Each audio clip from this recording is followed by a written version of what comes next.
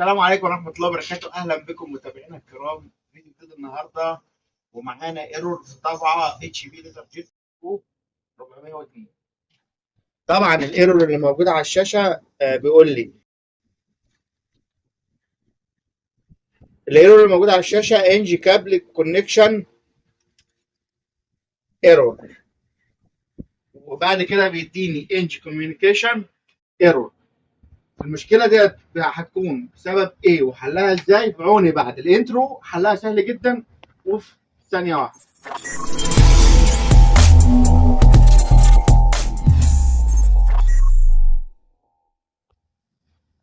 اهلا بيكم، رجعت لكم بعد الانترو. وتعالى بقى نشوف حل المشكله اللي معانا النهارده ديت ايه. مشكله ان شاء الله سهله وحلها بس.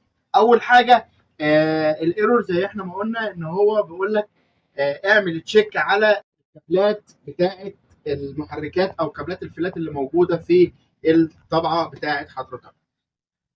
طبعا لما رجعت و عرفت المشكله، بصيت على المكنه لقيت المكنه بالشكل ده من جوه. عارف ايه الكلام من ده؟ وغير كده الكابل بيتحرك اهوت ديت مكان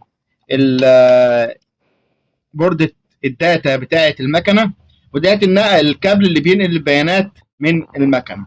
طبعا اللي كان مركبهم اي حاجه، الكابل كله بيتحرك اهوت، ما فيهوش اي حاجه خالص ثابته. تمام، فاللي كان شغال يعني ربنا يهدي له حاله ويصلح له حاله. طيب حل المشكله ديت ايه؟ ان انا هركب الكابل، بس ناخد بالنا واحنا بنركب الكابل ان احنا هنفصل الكهرباء العموميه عن الطبعه كلها. وهبدا ان انا اركب الكابل كده اهوت. تمام، وهتاكد ان الكابل دخل في مكانه بطريقه كويسه كده، واتاكد ان الكابل مش هيطلع معايا تاني او هيروح ويجي معايا تاني. طيب طبعا انا مش هشتغل على الشغل ديت، لازم المسامير ديت هركبها. فهبدا ان انا اجيب مسامير كده وهبدا ان انا اركبها مره تانيه، وهبدا ان انا اركبها مره تانيه كده اهوت، علشان برضو احنا بنشتغل على شغل حد، ملناش دعوه باللي قبلنا عمل ايه. احنا بنشتغل شغلنا اللي احنا يتقال علينا الله ينور وبما يرضي الله اهوت. حتى المكان ديت اهو. تمام، ديت الكابل بتاع السخان.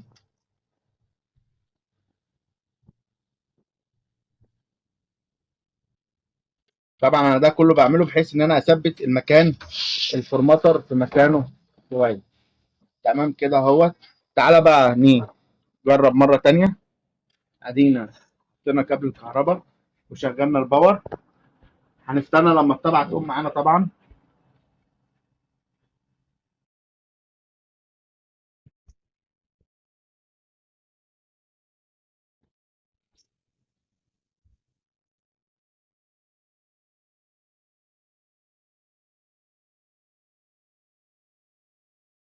الطبعه بدات تعمل نشالايزنج. طبعا الطبعات ديت عشان الكونتراست بتاع الشاشه بتبقى عالي شويه، فمش بيبان معانا في التصوير، بس طبعا هيبان دلوقتي كل حاجه على الطبيعه.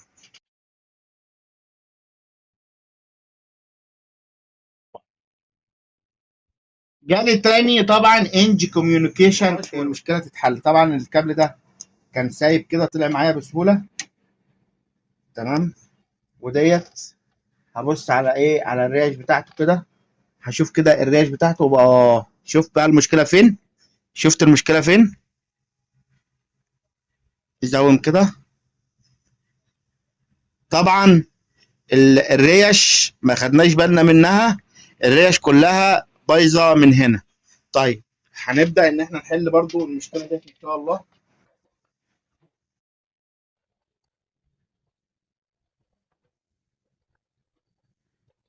هنبدا ان احنا نحل المشكله ديت برضو اهوت.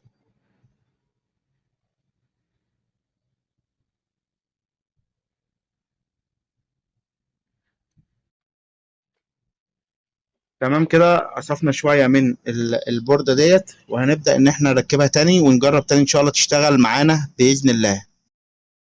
تشتغل معانا باذن الله.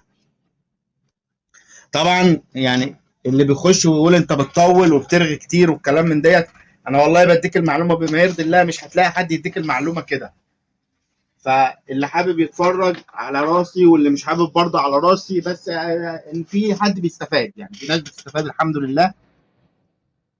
فيعني تسيب كومنت وتعليق ايجابي عشان اقدر اكمل في الفيديوهات ديت. طبعا انا قومت المكنه تاني وهستنى بقى لحد اما ايه المكنه تقوم معايا تاني، وهشوفها هتديني الايرور تاني مره تانيه ولا لا. طبعا ادتني ايرور تاني خالص. هي كده الطبعه اشتغلت معايا.